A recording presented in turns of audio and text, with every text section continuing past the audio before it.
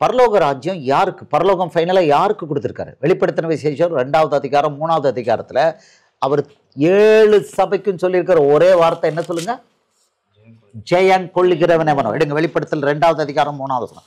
7 சபைக்கும் ஒரே வார்த்தை தான் யூஸ் பண்றாரு, ஜெயம் கொள்கிறவன் எவனோ. அப்படியே கொடுத்துருக்காரு. அது இங்கிலீஷ்ல பார்த்தீங்கன்னா ஜெயம் கொள்கிறவனுக்கு இங்கிலீஷ் வந்து ஓவர் கமர்ஸ். Over commerce. இப்போ ஃபர்ஸ்ட் சபைக்கு வெளிப்படுத்தல் 2:7 ஆவியானவர் சபைகளுக்கு சொல்லுகிறதை காதுள்ளவன் கேட்க கடவன். இது எபேசு சபைக்கு. ஜெயம் கொள்கிறவன் அவனோ அவனுக்கு தேவனுடைய பரதேசின் மத்தியில் இருக்கிற ஜீவவிருத்தின் கனியை புசிக்க கொடுப்பேன் என்று எழுது. டைரக்டா சொல்றாரு ஜெயம் கொள்கிறவன். இது எபேசு சபை. 2வது சபை சிமர்னா சபைக்கு சொல்றாரு 11வது வசனம். எபேசியர் 2 வெளிப்படுத்தல் 2:11 ஆவியானவர் சபைகளுக்கு சொல்கிறதை காது உள்ளவன் கேட்க கடவன். இது 7 சபைக்கும் ஒரே மாதிரி சொல்றாரு. ஏன்னா கடைசி நாட்களில் சபையில என்ன இருக்காது? காது இருக்காது. இயேசுவோட வசனத்துக்கு கேட்கறதுக்கு காது இருக்காது. இன்னைக்கு மத்தேயு மார்க்கு லூக்கானா கோவம் வருது உங்களுக்கு. உங்க மத்தேயு மார்க்கு லூக்காங்கிறாங்க. நானா எழுதுனேன்? ரொம்ப அநியாயமா இருக்குது. நானா உயிரை கொடுத்தோம்? நாங்களா உயிரை கொடுத்தோம்? உங்க மத்தேயு மார்க்கு லூக்காவன். எனக்கு ஒரு ஜோக்கா இருக்குது அவங்களுக்கு. ஆமா, மொத்த பைபிளும் எங்களுக்கு உண்டு, அதைத்தான் மொத்த பைபிளை பின்பற்றணும், பைத்தியக்காரன் அர்த்தம். பழைய ஏற்பாட்டில் போனா அவர் சொல்றாரு, எதிரி என்ன பண்ணணும்? கொலை செய்யறவனு கொலை செய்யணும். செஞ்சிருவியாடா? கொலைக்கு கொலை, கண்ணுக்கு கண், பல்லுக்கு பல். இதுதான். இதை நீ பின்பற்றுவியா? மொத்தத்தையும் பின்பற்றிக்க போய்க்கோ. முழு பைத்தியம், அரை பைத்தியம் கிடையாது. 100% பைத்தியம். ஆமா, 100% பைத்தியம். அப்போ இங்க சொல்றாரு ஜெயம் கொள்ளணும் இயேசுவுடைய நாமத்துக்கு. அப்போ இயேசுவுடைய வசனத்தை பிடிக்கணும், அவருக்காக பாடுபடணும், அவருடைய வசனத்துக்கு கீழ்ப்படியணும். இதான் மெத்தட். அப்ப இங்க 7 சபைக்கும் ஜெயம் கொள்ளும். 2வது சபை சொல்றாரு. 2வது சிமர்னா சபை. ஜெயம் 11 ஆவியானவர் சபைகளுக்கு சொல்வதை காதுள்ளவன் கேட்க கடவன். ஜெயம் கொள்கிறவன் 2ஆம் மரணத்தினால் சேதப்படுவதில்லை என்று எழுது. 2வது மரணம்னு ஒன்று இருக்கு. வெளிப்படுத்தல் 20 சொல்றாரு 2வது மரணத்தினால் சேதப்படுவதில்லை. அப்போ ஜெயம் கொள்ளணும். ஜெயம் கொள்ள முடியுமா? அவர் சொல்றாரு யோவான் 14:19 சொல்றாரு, நான் பிழைத்திருக்கிறது போல நீங்களும் பிழைத்திருப்பீர்கள். என்ன அழகா கொடுத்திருக்காரு. இயேசு உங்க அப்பா, அவரு எனக்கும் உங்களுக்கும் அப்பா. அவர் ஜெயம் கொண்டவர், ஜெயம் கொண்டான். அவர் தான் ஜெயம் கொண்டவர், ஓவர் கமர். அவரு ஜெயம் கொண்டிருக்காரு. அப்போ நமக்குள்ள என்ன வித்து இருக்கு? இயேசுவோட வித்து இருக்கிறவன் எப்படி? ஜெயம் கொள்கிறவன். இது எல்லாருக்கும் கொடுத்திருக்காரு. கவிதா மகளுக்கும் கொடுத்திருக்கிறாரு. இங்க புதுசா வந்திருக்காரு பிரியா மகா, அருண், எல்லாருக்கும் கொடுத்திருக்கிறார். ஆமா, எல்லாருக்கும் கொடுத்திருக்காரு. ஜெயம் கொள்கிறவனுக்கு, அதாவது அந்த ஜெயம் கொள்கிறதுக்குள்ள விசுவாசத்தையும் வல்லமையும் இயேசு யாருக்கு கொடுத்திருக்காரு? ஒவ்வொருத்தருக்கும் கொடுத்திருக்காரு. ஏன்னா நமக்குள்ள இருக்கிறது என்ன வித்து? இயேசுங்கிற வித்து. பழைய ஏற்பாடு படிச்சுட்டு போனா அது வேற வித்து. மத்தேயு மார்க்கு லூக்கா உங்களுக்கு போதிச்சிருக்குது, அதைத்தான் பின்பற்றணும். இயேசுவோட வசனத்தை தெளிவாக கொடுத்துருக்கோம். அப்படின்னா நமக்குள்ள என்ன வித்து இருக்கு? இந்த பக்கம் அந்த பக்கம் பாருங்க, பாருங்க. இயேசுவோட வித்து உங்களுக்குள்ள இருந்தா என்ன ஆகும்? இயேசுவோட வித்து நமக்குள்ள ஒவ்வொருத்தருக்குள்ள இருந்தா என்ன ஆகும்? ஜெயம் கொள்கிறவர் அவர், அந்த வித்து. அப்ப எப்படி இருப்போம்? ஐயோ எனக்கு ஏன் வந்தது அப்படின்னா வித்து இன்னும் சரியா வரல. அப்படின்னா இயேசுவோட வசனம் உள்ள போகல. அவ்வளவுதான். ஆமா, காது கரெக்டா கொடுத்து கேட்கணும். காதை மூடக்கூடாது. காதை மூடும் போது என்ன ஆகும்னா பயம் வரும். இயேசுவோட வசனத்துக்கு செவி கொடுக்கல, காதை மூடுறோம்னா பயம் வரும். விரட்டுவான், பேய் விரட்டிக்கிட்டே இருப்பான். நீங்களும் நானும் பேயை விரட்டுறதுக்கு தெரிந்தெடுக்கப்பட்டோமா, இல்ல பேயால விரட்டப்படுறதுக்கு தெரிந்தெடுக்கப்பட்டிருக்கோமா? பேய் விரட்டணும். இன்னைக்கு புதுசா வந்திருக்காங்க ஞானஸ்தானம், இன்னைக்கு தான் எடுத்திருக்காங்க. அதுக்குள்ளே பேய் விரட்டி இருக்காங்க. எதிர்த்து நின்று இருக்கு. பேய் முன்னால் நின்று இருக்கு. இயேசுவின் நாமத்துல ஒன்னு சொல்ற. இன்னைக்கு தான் ஞானஸ்தானம் எடுத்திருக்காங்க, நேரத்தையே பேய் விரட்டி இருக்காங்க. இதுல்லா விசுவாசம். அழகா சொல்லுங்க. பிசாசே உனக்கு என் மேல பவர் கிடையாது. இயேசுவின் நாமத்துல வெளியே போ, ஏசப்பா இந்த பேய் விரட்டுங்க. உடனே 2 பேர் பக்கத்துல வந்து நிற்காங்களாம். 2 தூதர்கள் டபக்குன்னு பின்னால் வந்து நிற்காங்களாம். நீ சொன்னாங்க இந்த அம்மா கிட்ட இருந்து படிக்க, அவங்க பள்ளிக்கூடம் எல்லாம் போகல. இந்த அம்மா கிட்ட இருந்து நம்ம, எனக்கு ஸ்ரீபதி சொன்ன மாதிரி அந்த மாட்ட காலை செருப்பு வாங்கி நம்ம 4 தடவை அடிச்சுக்கணும். அந்த அம்மா செருப்பை வாங்கி நம்ம 4 அடி வாங்கி அடிச்சு போட்டுக்கணும் போல தெரியுது. அவங்க அவ்வளோ பெரிய பேய் சர்ப்பம் முன்னால நிற்கும் பொழுது இவங்க கட்டளை போடுறாங்க. ஞானஸ்தானமே எடுக்கல. ஞானஸ்தானம் எடுக்க வரணும், வர விட மாட்டேன் உன்னை, நீ ஆள் அப்படின்னு வந்து நிற்குது. அதில் அது பெரிய கல் மாதிரி பெருசாக நிற்குதான். ஆஹா அப்படியா, ஏசப்பா எனக்கு அதிகாரம் கொடுத்துருக்கிறாரு. எவ்வளோ நேரம் ஜெபம் பண்ணாங்களாம்? ராத்திரி எத்தனை 2 மணிலேருந்தாமா? ராத்திரி 1:50 எத்தனை மணி வரை? 4:30 வரை ப்ரே பண்ணுறாங்களாம். ப்ரேயர் ஏசப்பாட்ட பேசிக்கிட்டே இருக்காங்களாம். இது வந்து நிற்குது. புகையா போயிடுச்சான் கட்டளை போட்ட உடனே. அப்போ இப்போ இதுவெல்லாம் சாட்சி. இன்னைக்கு தான் ஞானஸ்தானம் அதுக்கு பிறகு எடுத்திருக்காங்க. அப்போ ஜெயம் கொள்ளணும், பேய்க்கு எதிராக ஜெயம் கொள்ளணும். உங்களை பயிற்சி கொடுக்கறது எது கொடுத்துருக்கோம்?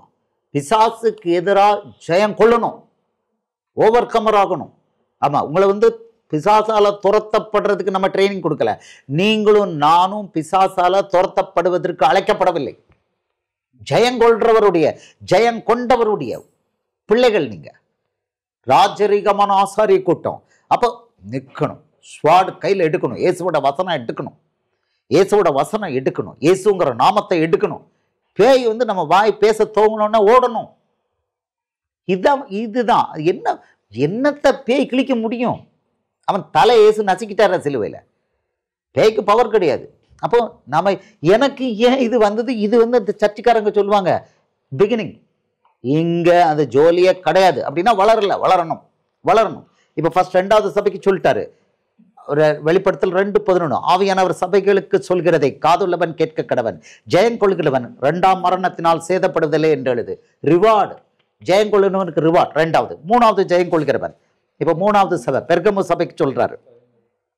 பெர்கமு சபைக்கு வெளிப்படுத்தல் 2:17, ஆவியானவர் சபைகளுக்கு சொல்கிறதை காதுள்ளவன் கேட்க கடவன், ஜெயம் கொள்கிறவனுக்கு நான் மறைவான மன்னாவை புசிக்க கொடுத்து அவனுக்கு வெண்மையான குறிக்கல்லையும் அந்த கல்லின் மேல் எழுதப்பட்டதும் அதை பெறுகிறவனே அன்றி வேறு ஒருவனும் அறியக்கூடாததுமாகிய புதிய நாமத்தையும் கொடுப்பேன் என்று எழுது. என்ன ரிவார்டு? இதெல்லாம் நமக்கு புரியவே இல்லை. ரிவார்டு எவ்வளோ கொடுக்குறாரு ஜெயம் கொள்கிறவனுக்கு. ஜெயம் கொள்ளாம நான் ஏன்பா எனக்கு அவங்களுக்கு இது கொடுப்பேன்னு சொல்லியிருக்காரா? இல்லைன்னா பிசாசுக்கு எதிராக நான் போராட்டமே பண்ண மாட்டேன் அப்படின்னா போய் சூசைட் சொல்ல மாட்டேன், ஜெபம்லாம் பண்ண மாட்டேன், யுத்த ஜெபமா அதெல்லாம் பண்ண மாட்டேன். மத்தேயு 12:29 அது எனக்கு தெரியாத ஜெபம், யுத்த ஜெபம் அப்படின்னா என்னது? அப்படின்னா அவங்க அவ்வளோ பேரும் கை சவைக்கிற பிள்ளைங்க, அவங்க அவ்வளோ பேரும் பேய் கையில் இருக்கிறாங்க. யுத்தத்தாரில் அடிமை நம்ம சொல்லியிருக்கோம். ஒருவன் சிறு பிள்ளையா இருக்கும் காலம் மட்டும் எப்படியா? கலாத்தியர் 4:1-2 சொல்லிட்டான். அவன் யாருக்கு அடிமை? விசாரிப்புக்காரன், காவல்காரன், ரோட்ல போற எல்லா பயலுக்கும் அடிமை. யுத்த ஜெபம் மத்தேயு 12:29 சொல்றாரு. அன்றியும் பலவானை முந்தி கட்டினான் ஒழிய பலவானுடைய வீட்டுக்குள் புகுந்து அவனுடைய பொருட்களை எப்படி கொள்ளையடிக்க முடியும்? கட்டினாகில் கொள்ளையடிக்கலான்ட்டாரு. இது கேட்டேன் ஒருத்தருக்கு, அப்படியா? அதெல்லாம் ஒண்ணுமே தெரியாது. யுத்த ஜெபமா தெரியாது, ஆனா ஊழியம் பண்றேங்கிறாங்க. கட்டட சபையில் உள்ளவங்களுக்கு இதை பத்தி ஒண்ணுமே சொல்லி கொடுக்கறது இல்லை. இயேசு தெளிவா கொடுத்திருக்கிறாரு. பிசாசுக்கு எதிராக யுத்த ஜெபம் பண்ணணும், அவனை கட்டி போடணும். நான் அவனை கட்டி போட்டு வந்திருக்கேன், அதனால எல்லா பேய் வியாதியெல்லாம் குணமாகுது, தெளிவா சொல்லியிருக்கிறார். ஸோ யுத்ததாரியா ஆண்களாக இருக்கணும், ஆண்மகனாக இருக்கணும். ஒவ்வொருத்தரும் போராடணும், பிசாசுக்கு எதிராக போராடணும், பட்டயத்தை போடணும். அவனுக்கு தான் ரிவார்டு. படுத்து கிடவனுக்கு ரிவார்டு இல்லைன்னா கம்ப்ளைண்ட் பண்றவனுக்கு ரிவார்டு. எங்கேயாவது சொல்லியிருக்காரா? ஏசுப்பா எனக்கு இவ்வளோ நடக்குது, ஏன் நடக்குது, ரிவார்டு கொடுப்பேன் இருக்கிறாரா? கிடையாது. இது எழுதப்பட்ட வசனம். இந்த வசனம் இருபுறமும் கருக்குள்ள பட்டயம், பயங்கர வல்லமையான பட்டயம். இதை அப்படியே நம்பி ப்ரொசீட் பண்ணணும். அப்படியே வேலை பார்க்கும், ஜெயம் கொள்ள முடியும். ஆமா, இப்படி டீலாவா லூஸா இருந்தா ஜெயம் கொள்ள முடியாது. இது 3வது சபைக்கு சொல்லிட்டாரு. இப்ப 4வது சபைக்கு வருவோம். 4வது சபை தியத்தீரா சபை. தியத்தீரா சபைக்கு 26 வெளிப்படுத்தல் 2:26, ஜெயங்கொண்டு முடிவு பரியந்தம் என் கிரியைகளை கை கொள்கிறவன் எவனோ. நல்ல கவனமா வேடிங்க பாருங்க. ஜெயங்கொண்டு முடிவு பரியந்தம், அதாவது சாகிற வரைக்கும் இல்லைன்னா இயேசுவோட வருகை வரைக்கும், முடிவு பரியந்தம் என் கிரியைகளை கை கொள்ளுகிறவன் எவனோ. இயேசுவோட கிரியைகள் என்ன? அவர் அழகா போனாரு, புறப்பட்டு போனாரு, பேய்களை உரட்டினார். இவர் சொன்னாரு, கர்த்தருடைய ஆவியானவர் என் மேல் இருக்கிறார், தரித்திரருக்கு சுவிசேஷத்தை பிரசங்கம் பண்ணவும், நெருங்குண்டவர் என்னவா அவ்வளவு வெறி வெடிவிக்கணும். அவர் எப்படி இருந்தாரா? நன்மை செய்கிறவராகவே சுற்றி திரிந்தார், பேய்களை ஓட்டினாரு, வியாதிகளை குணப்படுத்தினாரு. கிளியரா வசனம் இருக்கு. சொல்றாரு, என் கிரியைகளை, பழைய ஏற்பாட்டு கிரியைகளை பண்ணணும்னு போற அத்தனை பேரும் ஏமாந்து போயிட்டான். கிளீனா சொல்றாரு, பழைய ஏற்பாட்டு கிரியைகளை எலியா இதை பண்ணினா அந்த சுத்தியல் வெளியில வந்தது, நாகமான் சுத்தமான போயிட்டு இருக்கியா, மாட்டிக்கிட்ட மோனே மாட்டிக்கிட்ட. இங்க சொல்றாரு ஜெயங்கொண்டு, யார ஜெயங்கொள்ளணும்? பேய ஜெயிக்கணும். உங்களுக்கு எதிரி யாரு? மனுஷனே கிடையாது, பேய் தான். பிசாசுக்கு எதிர யுத்தத்துல ஜெயம் கொள்ளணும். எப்பமா? முடிவு பரியந்தம். ஜெயங்கொண்டு முடிவு பரியந்தம் என் கிரியைகளை கை கொள்ளுகிறவன் எவனோ. அப்படின்னா ஜெயங்கொண்டு, நான் ஜெயங்கொண்டுட்டேன் வீட்டுல உட்கார்ந்துட்டு இருக்குதுல, ஜெயங்கொண்டு என்ன பண்ணணும்? இயேசுவோட கிரியைகளை கை கொள்ளணும். அவர் அழகா சொல்றாரு. இந்த வாரம் கொஞ்சம் எடுப்போம். யோவான் 10வது அதிகாரம் சொல்றாரு, நீங்க என்ன விசுவாசிக்கலன்னா என் கிரியைகளை விசுவாசிங்கிறார் யோவான். அவர் ஏசப்பா எவ்வளவு அழகா கொடுத்துருக்காரு பாருங்க. அவர் என் கிரியைகளையாவது விசுவாசிங்க அப்படிங்கிறார். யோவான் 10:37 என் பிதாவின் கிரியைகளை நான் செய்யாதிருந்தால் நீங்கள் என்னை விசுவாசிக்க வேண்டியதில்லை. செய்தேனையாகில் நீங்கள் என்னை விசுவாசியதை இருந்தாலும் பிதா என்னிலும் நான் அவரிலும் இருக்கிறதை நீங்கள் அறிந்து விசுவாசிக்கும்படி அந்த கிரியைகளை விசுவாசிங்கள் என்றார். அழகா போட்டு கொடுக்குறாரு, என் கிரியைகளை விசுவாசிங்க. அவர் கிரியைகள் அவர் சொல்றாரு இங்க வெளிப்படுத்தல, ஜெயங்கொண்டு என் கிரியைகளை எவன் கை கொள்றானோ அவனுக்கு ரிவார்டுங்கிறார். அப்போ இயேசுடைய கிரியைகளை எப்போ வரைக்கும் கை கொள்ளணும்? முடிவு பரியந்தம். இது ஒரு நாள் 2 நாள் இல்ல, முடிவு பரியந்தம் கை கொள்ளணும். அப்படி பண்ணா சொல்றாரு 26 வெளிப்படுத்தல் 2:26 ஜெயங்கொண்டு முடிவு பரியந்தம் என் கிரியைகளை கை கொள்ளுகிற எவனோ அவனுக்கு நான் என் பிதாவினிடத்தில் அதிகாரம் பெற்றது போல ஜாதிகள் மேல் அதிகாரம் கொடுப்பேன். ஜாதிகள்னா என்ன தெரியுமா? புறஜாதிகள் தேசங்கள், இந்தியா, பாகிஸ்தான், ஆப்கானிஸ்தான், வரிசையா ஜாதிகள் மேல நான் அதிகாரம் கொடுப்பேங்கிறார் இந்த உலகத்திலே. இப்ப நீங்க ஜெயம் கொள்ள கொள்ள சீசர்ல புரிஞ்சுக்கணும், இதெல்லாம் பரலோகத்தில் கிடையாது. இங்க ஜெயம் கொள்ள கொள்ள தேசங்கள், மலையாளிகள் மேல, தெலுங்கு பீப்புள் மேல, வரிசையா ஜாதிகள் மேல அதிகாரம் கொடுக்கிறார். ஜாதிகள் மேல அதிகாரம் கொடுக்குறேங்கிறார். இது கொடுத்துட்டாரு. இப்போ அடுத்தது சர்தை சபை, 5வது சபை. சர்தை சபை வெளிப்படுத்தல் 3வது அதிகாரம் 5வது வசனம் ஜெயம் கொள்கிறவன் எவனோ அவனுக்கு வெண் வஸ்திரம் தரிப்பிக்கப்படும். ஜீவ புத்தகத்திலிருந்து அவனுடைய நாமத்தை நான் கிறுக்கி போடாமல் என் பிதா முன்பாகவும் அவருடைய தூதர் முன்பாகவும் அவன் நாமத்தை அறிக்கையிடுவேன். இது ஏற்கனவே ஒரு இடத்துல சொல்லியிருக்கிறாரு, என் தூதர்கள் முன்னால அறிக்கை பண்ணுவேன். மத்தேயு 10:32 படிப்போம். இப்ப இங்க சொல்றாரு, ஜெயம் கொள்கிறவன் எவனோ அவனுக்கு ஃபர்ஸ்ட் என்ன கொடுப்பான்? வெண் வஸ்திரம். நீங்க பாத்தீங்கன்னா இயேசு உலகிற்கு வரும்போது பரிசுத்தவான்களுக்கு வெண் வஸ்திரம் தரிக்கப்படுது. அது நீதி. பரிசுத்தவான்களின் நீதின்னு இருக்கு, வெளிப்படுத்தல் 20வது அதிகாரத்துல வருது. அவங்க இங்க வெண் வஸ்திரம் தரிக்கப்படும். ஜீவ புத்தகத்திலிருந்து அவருடைய நாமத்தை நான் கிறுக்கி போடாமல். அப்படின்னா யாரெல்லாம் ஜெயம் கொள்கிறானோ அவன் பேர் எங்க இருந்து கிறுக்கி போடப்படாது? ஜீவ புத்தகத்திலிருந்து கிறுக்கி போடப்படாது. இது very very important. Overcoming, பிசாச மேற்கொள்வது, சோதனையில வெற்றி கொள்வது வெரி வெரி இம்பார்ட்டன்ட். இதுக்கு ஆல்டர்னேட்டிவ் கிடையாது. அவமானத்தை தாங்கணும், நஷ்டத்தை தாங்கணும். அடி வாங்கணும்னா சில சமயம் அடி வாங்கணும், இதெல்லாம் வாங்கணும், எதிர்க்கக்கூடாது. இயேசு எதிர்க்கல. கிளீனா 1 பேதுரு 2வது அதிகாரத்தில் அவர் தன்னை நீதியா நியாயத்திற்கு உங்களுக்கு ஒப்பு கொடுத்தார். பயமுறுத்தலை, பிலாத்தை பயமுறுத்தலை, ஒப்பு கொடுத்தார். வாங்கிக்கணும். நம்ம நர்ஸ் திட்டுறாங்க, டாக்டர் திட்டுறாங்க, உடனே பிடிக்கிறாங்க, பெரிய கொலகாரம் மாதிரி நீ ஆஸ்பத்திரிக்கு என்ன வந்துட்ட அப்படின்னு பண்றாங்க. அப்படியே அமைதியா இருக்கணும், அக்யூஸ்ட் மாதிரி அமைதியா இருந்து வாங்கிட்டு திட்டெல்லாம் ஓடக்கூடாது, கேட்கணும், வாங்கிக்கணும். முன்னால் நின்று திட்டு வாங்கிக்கணும். இப்போ வெளியே அப்படிம்பாங்க, அப்படிம்பாங்க. சில சமயம் இந்த நர்ஸ் கூட சொல்ல மாட்டாங்க, அது வேலைக்கார மாதிரி இவங்க ஒருத்தர் இருப்பாங்க, ஸ்டூவர்டு, அவங்க கேஷுவல் லேபர், வெளிப்போ அப்படிம்பாங்க. ஆமாம், போலீஸில் பிடிச்சி கொடுப்பாங்க.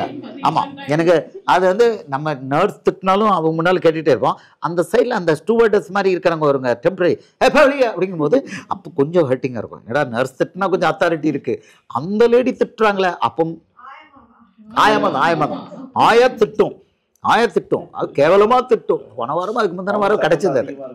ஆமா, அவங்க சத்தம் அதிகமா இருக்கும். அப்போ நம்ம நர்ஸ் முன்னால் நின்றுகிட்டு இருக்கோம், திட்டுங்க, எவ்வளவு நாள் திட்டுங்க, கேட்டுக்கிறோம், ஓடல மாட்டோம். நீங்க கூப்பிட்டீங்க, சம்மன் பண்ணிட்டீங்க, திட்டுங்க, வாங்கிப்போம். ஏன்னா திட்டு வாங்குறது அது பெரிய கிருபை. எல்லாருக்கும் திட்டு கிடைக்காது. திட்டு கிடைக்குன்னா நீங்க கொடுத்து வச்சவங்க வாங்கணும், நல்லா வாங்கிக்கணும். அப்புறம் அந்த ஆயா திட்டுது அப்படின்னா பிளஸ் அது வந்து டபுள் போர்ஷன். அது அவங்களையும் மிரட்டப்படாது. இயேசுவின் நாமத்தில் உங்களை ஆசீர்வதிக்கிறேன். முந்தா நாள் இஎஸ்ஐ ஹாஸ்பிட்டலில் வந்து நான் எக்ஸர்சைஸ்மெண்ட் அப்படின்னு சொல்லிட்டு வந்துட்டு அங்கே போய் நான் ஒரு மேல் ஒரு ஃபீமேல் நர்ஸில் இல்லை சிரிச்சுக்கிட்டே சொல்கிறாங்க நீங்கள் பெர்மிஷன் வாங்கணும். அவர் என் டியூட்டியை நான் பண்ணுறேன், அவருக்கு நானும் ஜோஸ் பிரதரும் கை கொடுத்து உங்களுக்கு இயேசுவின் நாமத்தில் நன்றி சொல்கிறோம் அப்படின்னு சொல்லிட்டு கீழே போகிறேன். ஏன்னா அவர் இயேசுப்பா வேற எங்கேயோ போய் சொல்கிறார். க்ளீனாக கிரவுண்ட் ஃப்ளோரில் புது வார்டை ஓப்பன் பண்ணிட்டார். புது வார்டு இது வரைக்கும் நாங்கள் போகலை. செமையாக ஹார்வெஸ்ட். நர்ஸ் எங்களை கூப்பிட்டு ப்ளீஸ் ஜெபம் பண்ணுங்க, அந்த வார்ட்லையும் ஜெபம் பண்ணுங்க. ஏகப்பட்ட வெல்கம் பார்ட்டி. எங்களுக்கு போகும்பொழுது தேங்க்யூ சொல்கிறாங்க. எங்களுக்கு ஏசப்பா இது இந்த உலகமா அந்த உலகமா நம்ப முடியல. நர்ஸ் தேங்க்ஸ் பண்ணுறாங்க. அப்போ அதெல்லாம் காமிக்கிறதுக்கு அந்த ஃபர்ஸ்ட் ஃப்ளோரில் வேண்டாம், செகண்ட் ஃப்ளோரில் வேண்டாம், கீழே போங்க அப்படின்னு ரைட். அப்போ நம்ம புரியணும் டக்குன்னு. அதை அவர் கை கொடுத்து இயேசுவின் நாமத்தில் உங்களை ஆசீர்வதிக்கிறோம், வெற்றிகரமாக எங்களை வெளியில் அனுப்பிட்டீங்க, நன்றி. சிரிச்சுக்கிட்டே தான். ஸோ சில சமயம் திட்டு கிடைக்குது, சில சமயம் அவங்க சிரிச்சுக்கிட்டே நம்மளை திட்டுறாங்க. அப்போ சிரிச்சுக்கிட்டே அவங்களுக்கு எப்போனாலும் சிரிச்சுக்கிட்டு அது நன்றி சொல்லிட்டு போகணும். அவமானத்தை தாங்கணும், விரட்டுற இடத்துக்கு விரட்டப்படும் போகணும். அப்போ இதெல்லாம் இயேசுவுடைய பங்கு. அவருடைய பிள்ளை, அவருடைய வித்து உங்களுக்குள்ள எனக்கு இருக்குன்னா அவருடைய பங்கு. ஆனால் ரிவார்டு எப்படி இருக்கான்? ரிவார்டு போட்டு போட்டு கொடுக்குறாரு. ஆமாம், போட்டு போட்டு கொடுக்குறாரு. இதில் இது இப்போ 3வது அதிகாரம் 5 படிச்சுக்கிட்டு இருந்தோமா, வெண்வஸ்திரம். அவன் பேரை என்ன பண்ணுவாராம்? தூதர் முன்பாக, பிதா முன்பாகவும் அவருடைய தூதர் முன்பாகவும் அவன் நாமத்தை அறிக்கை பண்ணுவேன். இப்ப இது எங்க சொல்லியிருக்காரு? மத்தேயு 10:32 வாங்க. அவர் சொல்றாரு என் நாமத்தை. மத்தேயு 10வது அதிகாரம் 32வது வசனம் படிங்கம்மா. மனுஷர் முன்பாக என்னை அறிக்கை பண்ணுகிறவன் எவனோ அவனை நானும். மைக் வச்சுக்கோங்க. மத்தேயு 10:32. மனுஷர் முன்பாக என்னை அறிக்கை பண்ணுகிறவன் எவனோ அவனை நானும் பரலோகத்தில் இருக்கிற என் பிதாவின் முன்பாக அறிக்கை பண்ணுவேன். ஓகே. ஸோ அவர் சொல்றாரு மனுஷர் முன்பாக என்னை அறிக்கை பண்ணுகிறவன் எவனோ அவனை நானும் பரலோகத்தில் இருக்கிற என் பிதாவின் முன்பாக அறிக்கை பண்ணுவேன். 33. மனுஷர் முன்பாக என்னை மறுதலிக்கிறவன் எவனோ அவனை நானும் பரலோகத்தில் இருக்கிற என் பிதாவின் முன்பாக மறுதலிப்பேன் சொல்லியிருக்காரு. ஆமா, இப்போ இதுல கிளியரா கொடுத்துருக்கிறாரு. இயேசுவின் நாமத்தை வெக்கமில்லாம சொல்லணும். வெக்கமில்லாம சொல்லும்போது இன்னொரு இடத்துல அவர் சொல்றாரு. எங்க சொல்றாரு? லூக்கா 12:8.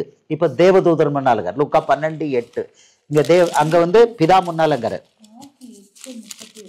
அது இப்போ சொல்லக்கூடாது. மார்க் 8:38, லூக்கா 9:26 நம்ம சொல்லக்கூடாது. அனுமதி கிடையாது. நீங்க இதை எடுங்க, லூக்கா 12:8-9 எடுங்க. இதுல தேவதூதருங்க பாரு, லூக்கா 12:8-9. அன்றியும் நான் உங்களுக்கு சொல்லுகிறேன், மனுஷர் முன்பாக என்னை அறிக்கை பண்ணுகிறவன் எவனோ அவனை மனுஷகுமாரன் தேவதூதர் முன்பாக அறிக்கை பண்ணுவார். மனுஷர் முன்பாக என்னை மறுதலிக்கிறவன் தேவதூதர் முன்பாக மறுதலிக்கப்படுவான். இப்ப ஆச்சு, பிதா கிட்ட முன்னால அறிக்கை பண்ணுவேன் அவன் நாமத்தன்ட்டாரு, தேவதூதர் முன்னால அறிக்கை பண்ணுவேன். என்ன நீ மனுஷன் முன்னால அறிக்கை பண்ணலன்னா தேவதூதர் முன்னால பிதா முன்னால உன்னை அறிக்கை பண்ண மாட்டேன்ட்டாரு. இப்போ மறுபடியும் லூக்கா இந்த வசனத்துக்கு, இப்போ இந்த ப்ராமிஸ் வசனம் ஜெயம் கொள்கிறவனை பற்றி இந்த வசனத்தை இப்போ நம்ம படித்தோம்னா நல்லா கிளியராக தெரியும். இப்போ வெளிப்படுத்தல் 3வது அதிகாரம் 5வது வசனம். இதே தான் 5வது சபைக்கு. ஜெயம் கொள்கிறவனவனோ அவனுக்கு வெண்வஸ்திரம் தரிக்கப்படும், ஜீவ புத்தகத்திலிருந்து அவனுடைய நாமத்தை நான் கிறுக்கி போடாமல் என் பிதா முன்பாகவும் அவருடைய தூதர் முன்பாகவும் அவன் நாமத்தை அறிக்கையிடுவேன். அப்ப இவன் யாரு? இந்த ஜெயம் கொள்கிறவன் யாரு? இயேசுவின் நாமத்தை மனுஷர் முன்னால அறிக்கையிடுறவன், வெக்கம் இல்லாம அறிக்கையிடுறவன். கர்த்தர் ஆண்டவர் கிடையாது, எங்க சர்ச்சு இந்த ஜோலியா கிடையாது, எங்க மேய்ப்பன் ஜோலியா கிடையாது. மனுஷர் முன்பாக இயேசுவின் நாமத்தை அறிக்கையிடுறவன், வெக்கம் இல்லாம அறிக்கையிடுறவன். சொல்லிட்டாரு பிதா முன்னால அறிக்கையிடுவேன். இங்க கொடுத்துட்டாரு, ஃபைனல் ரிவார்டு கொடுக்குறாரு. அவனுக்கு என்ன நடக்கும்னு. இப்போ 6வது சபைக்கு வருவோம். 6வது சபை பிலதெல்பியா. 12வது வசனம். வெளிப்படுத்தல் 3:12.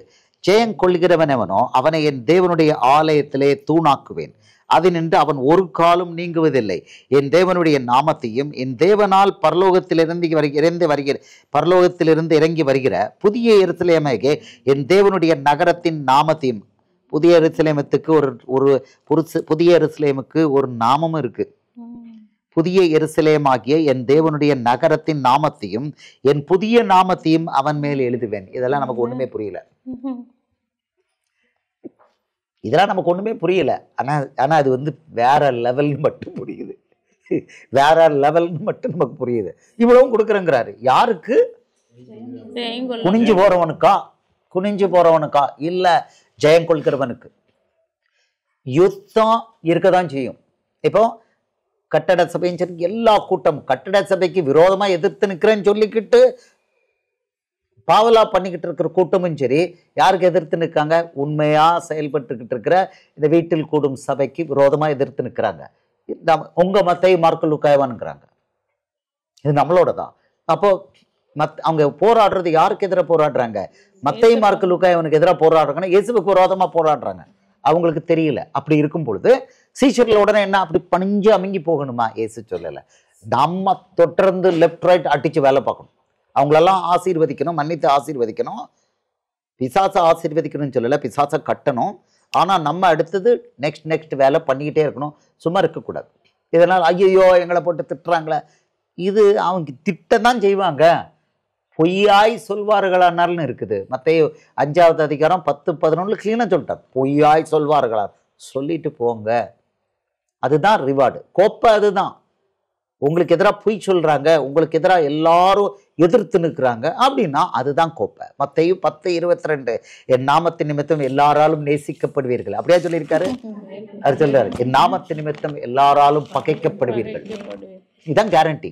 மத்தேயு 16:24 மத்தேயு 16:24 இதுக்கு மேல போட்டு கொடுத்துருக்காரு. மத்தேயு 16:24 ஒருவன் எனக்கு பின் செல்ல விரும்பினா அவன் தன்னைத்தானே வெறுத்து தன் சிலுவை எடுத்துக்கொண்டு என்னை பின்பற்ற கடவன்.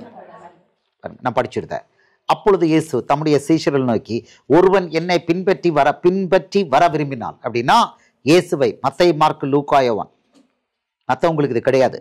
மத்தேயு மார்க்கு லூக்கா யோவான்ல இருக்கிற இயேசுவை பின்பற்றி வர விரும்பினால் அவன் தன்னைத்தான் வெறுத்து தன் சிலுவை எடுத்துக்கொண்டு என்னை பின்பற்ற கடவன்.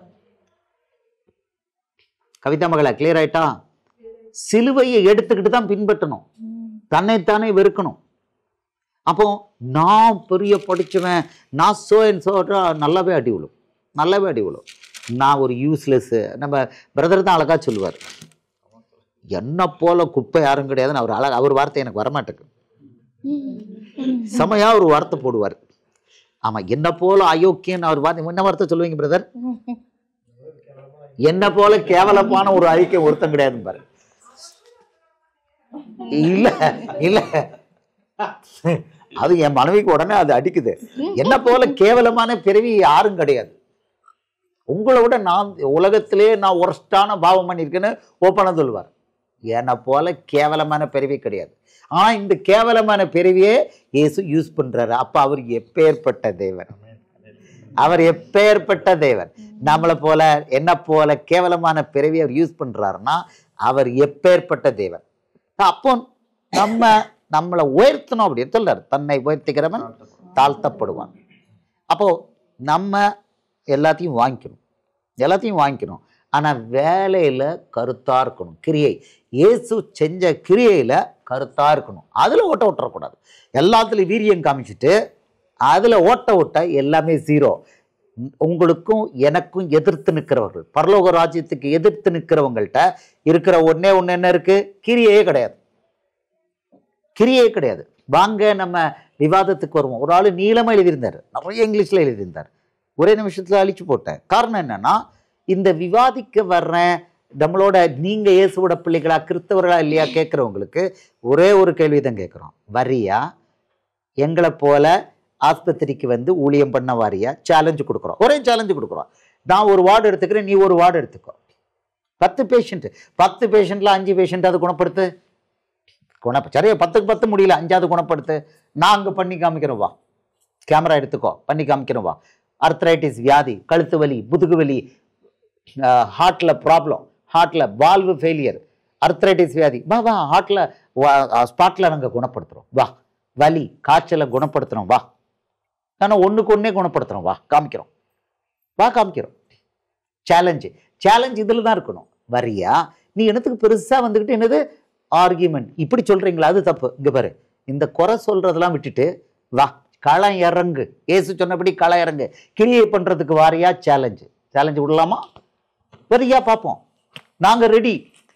நீ இந்த ஆர்கியூமெண்ட் பண்றதெல்லாம் கொடுத்து உடப்புல கொண்டு குப்பையில போடு. வா, சேலஞ்ச். கவர்மெண்ட் ஆஸ்பத்திரிக்கு போவோம். நீ எத்தனை கூட்டத்தோட வா, நாங்க சிங்கம் 1 2 தான் வரும். நாங்க வரோம், தனியா வரோம், சிங்கிளா வரோம். யுதா கோத்திரத்து சிங்கம் எங்க கூட வர. 2ல 1 பார்ப்போம். யாரு வெற்றி பெறுகிறானோ அவனே வெற்றி பெறுகிறவன். பழைய ஏற்பாட்டுல இந்த டீல் நடந்தது. அவங்களுக்கு ரொம்ப பழைய ஏற்பாடு பிடிக்கும். அவங்களுக்கு ரொம்ப பழைய ஏற்பாடு பிடிக்கும். எலியா சொன்னா அக்கினியால் உத்தரவு கொடுக்கும் தேவனே தேவன். இது ரொம்ப சரி அப்படின்னாங்க. சரி, கொஞ்சம் எடுங்களேன், கொஞ்சம் கதையை, பழைய கதையை பார்ப்போம். 1 ராஜாக்கள் 18வது அதிகாரம். ஆமா, இவருக்கு பழைய ஏற்பாடு ஒண்ணுமே தெரியல.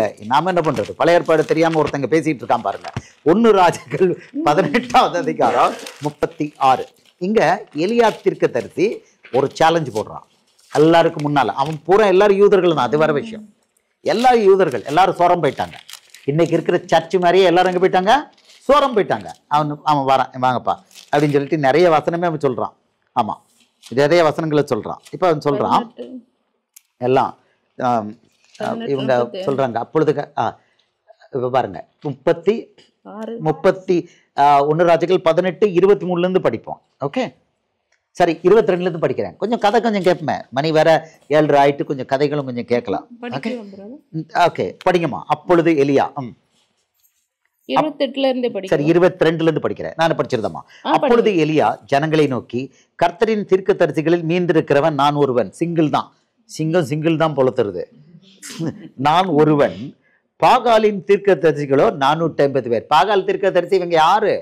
யூதர்கள், வெளியால் கிடையாது. அவங்க எல்லாம் பாகாலுக்கு தீர்க்கதரிசி ஆயிட்டாங்க. பழைய ஏற்பாட்டுக்கு தீர்க்கதரிசி நான் சொல்றேன், அவ்வளவு பேரும் பாகாலுடைய தீர்க்கதரிசிகள். நல்லா புரிஞ்சுக்கோங்க. சத்திய ஆவியானவர் இருக்கும்போது என்ன பண்ணுவாரு? சகல சத்தியத்துக்குள்ள வழி நடத்துவாரு. இயேசு சொன்னது அப்போஸ்தலர் 1:8 படி எனக்கு சாட்சிகளா இருப்பாங்க. அவர் சொல்லியிருக்காரு, இயேசுவுக்கு மட்டும் சாட்சி கொடுப்பாங்க. சகல சத்தியம்னா என்னது? சத்தியம் இயேசுடைய வசனம். பழைய ஏற்பாட்டில் இருக்கு சாட்சி கொடுக்கிறவன் பாகாலுடைய தீர்க்கதரிசி.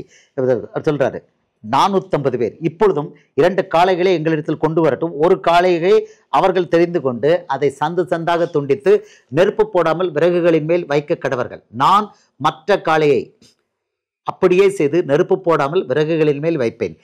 நீங்கள் உங்கள் தேவனுடைய நாமத்தை சொல்லி கூப்பிடுங்கள். வாங்கயா, ஆஸ்பத்திரிக்கு போவோம். வாங்கய்யா, வாங்க ஆஸ்பத்திரிக்கு போவோம். ஒரு வார்டு உங்களுக்கு, ஒரு வார்டு எங்களுக்கு. இல்ல ஒரு பேஷண்ட் உங்களுக்கு, அடுத்த பேஷண்ட் எங்களுக்கு. உங்க தேவனை நீங்கள் கூப்பிடுங்கள். கர்த்தாவே கர்த்தாவே என்று கூப்பிடுங்க. ஆண்டவரே ஆண்டவரே என்று கூப்பிடுங்க. அப்புறம் வேற என்ன? கடவுளே கடவுளே என்று கூப்பிடுங்க. இறைவனே இறைவனே என்று கூப்பிடுங்க. உங்கள் தெய்வத்தை நீங்கள் கூப்பிடுங்க. முடிஞ்சா யெகோவாவை கூப்பிடுங்கள். முடிந்தால் உங்கள் பாஸ்டரையும் கூப்பிடுங்கள். எங்கள் பாஸ்டரின் நாமத்தில் வியாதியை குணப்படுத்துறாங்க. ஆமாமா, கூப்பிடுங்கள் கூப்பிடுங்கள். இங்க இருக்கு, கூப்பிடுங்கள். அப்புறம் சொல்றான், நான் என்ன பண்ணுவேங்கிறான், நீங்கள் உங்களது தேவனுடைய நாமத்தை சொல்லி கூப்பிடுங்கள். நான் கர்த்தருடைய நாமத்தை சொல்லி கூப்பிடுவேன். அப்பொழுது அக்கினியினால் உத்தரவு அருளும் தெய்வமே தெய்வம் என்றான்.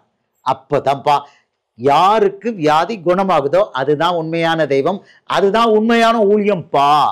அர்த்ரைட்டிஸ் வியாதி குணமாகணும், வலி போகணும், காலு கரெக்டா மடங்கி நீளணும்.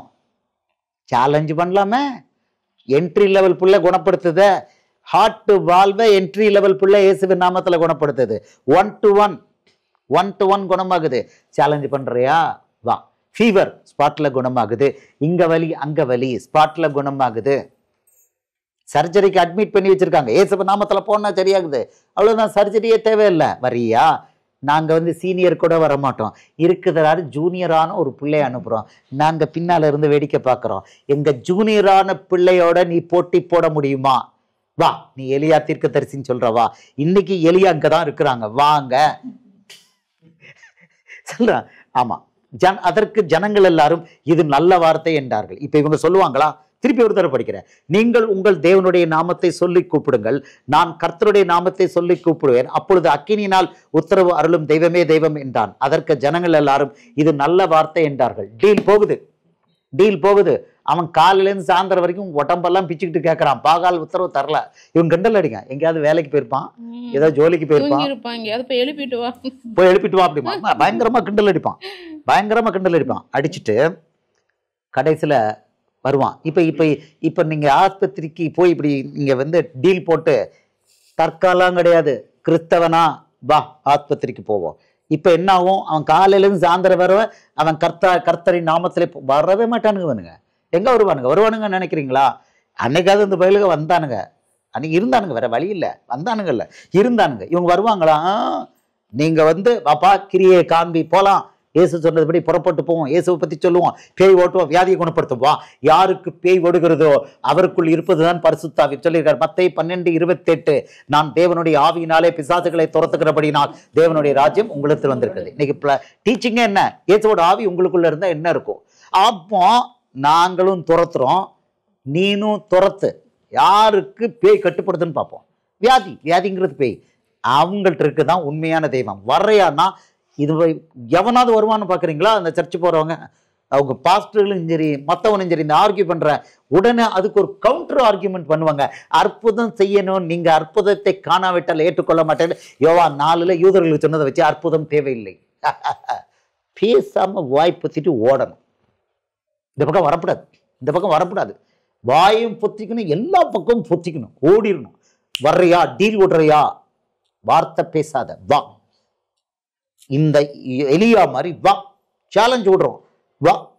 நாங்கெல்லாம் ஓவர் கம்பர்ஸ், நாங்கெல்லாம் இயேசுவுக்காக யுத்தம் பண்ற ஜெயம் கொள்கிறவர்கள். யுத்தத்துக்கு நாங்க பயப்படுறவங்க இல்லை. யுத்தத்துக்கு பயப்படுறவங்களா தம்பி? யுத்தத்துக்கு நாங்க பயப்படுறோம் இல்லை, வா யுத்தத்துக்கு போவோம். யுத்தம் எங்க?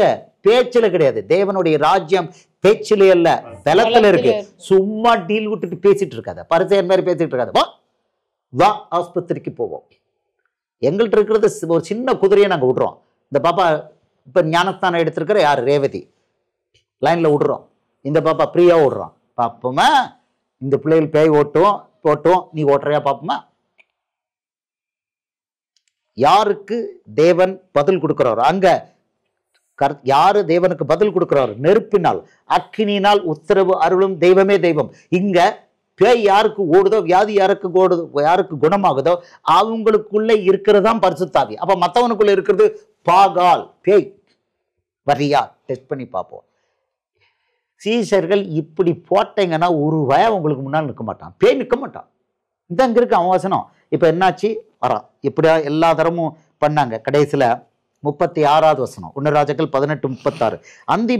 அந்திபலி செலுத்தும் நேரத்திலே தீர்க்கதரிசியாய் எலியா வந்து ஆபிரகாமுக்கும் ஈசாக்குக்கும் யாக்கோபுக்கும் தேவனாகிய கர்த்தாவே. இன்னைக்கு ஞானஸ்தான ஆராதனையில உங்களுக்கு சொல்லி கொடுத்தேன் தம்பி. அவர் பேர்ல அவன் சொல்றான், இந்த பேர்ல தான் பவர் ஒர்க் ஆச்சு. இன்னைக்கு இந்த பேர் ஒர்க் ஆகாது. ஏன்னா இவர் தான் சிலுவையில உயிரை கொடுத்துட்டாரு. இவர் பேரை மாத்தி இயேசுன்னு ஆக்கிட்டாரு. இப்ப போய் ஆபிரகாமுக்கும் ஈசாக்குக்கும் யாக்கோபுக்கும் தேவனேனா, ஓய் யாரடா நீ அப்படின்னு வரும். இயேசு கேட்க மாட்டாரு, பேய் வந்து கேட்கும். என்னடா உனக்கு புத்தி இல்லையா? பைபிள்ல நீ படிக்கிறது இல்லையா? பேய் வந்து கேட்கும், புத்தி இல்லையா? இஸ்ரவேலின் தேவனே, டேய் உனக்கு உனக்கு உனக்கு புத்தி இருக்காடான்னு தூதரெல்லாம் வந்து கேட்க மாட்டேன், பேயா வந்து கேட்கும். அடா அறிவு கட்ட பேல அப்படிங்கும். இன்னைக்கு இயேசுவோட பேர் இஸ்ரவேலின் தேவன் அல்ல. இன்னைக்கு அவர் பேர் ஆபிரகாம், ஈசாக்கு, யாக்கோபின் தேவன். தேவனுடைய பேர் என்ன? இயேசு. பிதா, குமாரன், பரிசுத்தாவியானவர். 3 பேரும் பேரு இயேசு. 3 பேரும் ஒரே பேர் தான், இயேசு. அந்த வசனத்தை சொன்னாலே எதிர்க்கிறாங்க. அது எப்படி? அது சரிதான். இப்படிப்பட்டவங்களுக்கெல்லாம் ஒரே வார்த்தை, அக்கினியினால் உத்தரவு தரும் தெய்வமே தெய்வம். வர்றையாடா ஆட்டைக்கு. திருநெல்வேலி பாஷையில வர்றையாடா ஆட்டைக்கு, எலியா பாஷையில வாடா. அக்கினியினால யாரு உத்தரவு தர்றாங்களோ, யாருக்கு பேய் ஓடுதோ அவங்களுடைய தெய்வமே உண்மையான தெய்வம். வர்றியா அப்படின்னா ஓடிடுவான். கிளியரா இருக்கு. இப்ப பாருங்க, பலி செலுத்தும் நேரத்திலே தீர்க்கதரிசியா எலியா வந்து ஆபிரகாமுக்கும் ஈசாக்குக்கும் யாக்கோபுக்கும் தேவனாகிய கர்த்தாவே, இஸ்ரவேலிலே நீர் தேவன் என்றும் நான் உம்முடைய ஊழியக்காரன் என்றும் நான் இந்த காரியங்களை எல்லாம் உம்முடைய வார்த்தையின்படி செய்தேன் என்றும் இன்றைக்கு விளங்க பண்ணும். கர்த்தாவே, நீர் தேவனாகிய கர்த்தர் என்றும் தேவரீர் தங்கள் இருதயத்தை மறுபடியும் திருப்பினீர் என்றும் இந்த ஜனங்கள் அறியும்படிக்கு என்னை கேட்டருளும் என்றான். அவன் காலையிலிருந்து சாயந்தரம் வரை அடிச்சுக்கிட்டு இருக்கான், ஒர்க் ஆகல. பாகால் பதில் தரல. இப்ப அவன் கேட்ட உடனே அப்பொழுது கர்த்தரிடத்திலிருந்து அப்படின்னா வானத்திலிருந்து அக்கினி இறங்கி அந்த சர்மாங்க தகன பலியையும் விறகுகளையும் கற்களையும் மண்ணையும் பட்சித்து வாய்க்காலில் இருந்த தண்ணீரையும் நக்கி போட்டது. எதெல்லாம் பட்சித்து தான் அந்த பலி சந்து சந்தா வெட்டி வச்சன காளை. அது அடுத்தது விறகுகள், கற்கள், மண்ணு, வாய்க்கால்ல இருந்து தண்ணி, அவ்வளவுமே காணும். டிஸப்பியர்ட். பவர், இயேசுவுடைய பவர். இப்ப நீங்க கட்டளை போடும்போது அப்பா என்னை விட்டுரு, ரேவதி என்னை விட்டுரு, நான் ஓடுறேன் ஒன்னும் சொல்லாத, நான் ஓடுறேன், சத்தம் காட்டாம ஓடி இயேசுவின் நாமத்துல நான் போயிட்டேன், அவ்வளவுதான். வியாதி குணமாகுது. இதான் நடக்குது இன்னைக்கு. பிரியாமகா போறா, நடக்குது. சின்ன பிள்ளைகள் போய் அடிக்கிறாங்க, பேய் விரட்டுறாங்க. பெரியவங்க இல்ல, சின்ன பிள்ளைகளும் விரட்டுறாங்க. இதான். அப்போ ஜனங்கள் எல்லாரும் இதை கண்ட பொழுது முகங்குப்புற விழுந்து கர்த்தரே தெய்வம் என்றார்கள். பழைய ஏற்பாட்டுல என்ன இருக்குங்க? சேலஞ்சு விடுறியா, வா இன்னைக்கு புதிய ஏற்பாட்டு மெத்தட்ல இதே தான். யாருடைய குரலுக்கு இயேசு பரலோகம் பதில் கொடுக்குதோ, யாருடைய குரலுக்கு பேய் ஓடுதோ, வியாதி குணமாகுதோ, அவங்களுக்குள்ள இருக்கிறவர் தான் ஒரிஜினல் இயேசு. ஆமென் சொல்லுவோமா? ஒன்னால இதை செய்ய முடியலன்னா பேசாம வாயை பொத்திக்கிட்டு டெக்ஸ்ட் போடக்கூடாது, கையும் டெக்ஸ்ட் போடக்கூடாது, கண்டபடி டெக்ஸ்ட் போடக்கூடாது, ஓடி போகணும். இதுதான் ஓடி போகணும். அன்னைக்கு அந்த பாகால் தீர்க்கதரிசிகளை என்ன பண்ணினா ஒத்தாளு 700 பேரை வெட்டினான். ஒத்தாளு. இப்ப இவங்கெல்லாம் பழைய ஏற்பாடை மகிமைப்படுத்துறாங்க. ஒரே ஒரு மனுஷன் எலியா 700 பாகால் தீர்க்கதரிசிகளை அன்னைக்கு வெட்டி கொண்டு போட்டான். ஒருத்தனையும் விடாதன்ட்டான், பிடிச்சி வச்சு அவ்வளவு கொண்டு போட்டான். எல்லாரும் யூதர்கள் தான். இன்னைக்கு நீங்களும் நானும் அதை பண்ண வேண்டாம். இந்த போட்டியில யாரெல்லாம் நிற்கிறாங்களோ அவங்க விளையாட அவர் பார்த்துப்பாரு. மரம் திரும்பணும், இல்லைன்னா அவர் வேலையை பண்ணுவார். ஓகே, ஸோ இப்போ நீங்க பார்த்துக்கிட்டீங்க. இப்போ மறுபடியும் வருவோம். அவருடைய பிதாக்கு முன்னால குமாரன், யாருக்கு முன்னால தேவதூதர்கள் முன்னால அறிக்கை பண்ணுவார்னு சொல்லி அந்த வசனத்தை நம்ம பார்த்துட்டோம். இப்போ அடுத்தது 6வது சபைக்கு நம்ம பார்க்குறோம். 6வது சபை பிலதெல்பியால இதெல்லாம் பார்த்துக்கிட்டு இருந்தோம். என் தேவனுடைய நாமத்தையும் நகரத்தின் நாமத்தையும் என் புதிய நாமத்தையும் அவன் மேல் எழுதுவேன் சொல்லிட்டார். வெளிப்படுத்தல் 3:12. இப்ப கடைசி சபை லவோதிக்கே சபை. கடைசி சபையை பத்தி என்ன சொல்றாரு? 21 சொல்றாரு.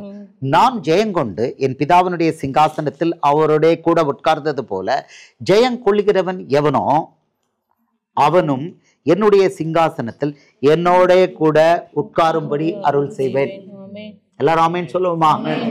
இவ்வளவு பவர். அப்ப இவ்வளவும் 7 சபைகளுக்கும் அவர் சொல்ற ஒரு வார்த்தை, ஆவியானவர் சபைன்னு சொல்லல, சபைகளுக்கு சொல்கிறதை காதுள்ளவன் கேட்க கடவன். நம்பர் 1, சத்தியத்தை கேட்கறதுக்கு கடைசி நாட்கள்ல காது இருக்காது.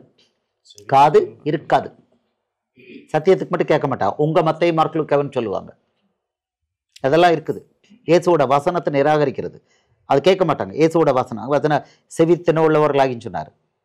2 தீமோத்தேயு 4வது அதிகாரம் 3:4. ஏனென்றால் அவர்கள் ஆரோக்கியமான உபதேசத்தை பொறுக்க மனதில்லாமல் செவித்தின உள்ளவர்களாகி சத்தியத்துக்கு விலகி கட்டுக்கதைகளுக்கு சாய்ந்து போகும் காலம் வரும்.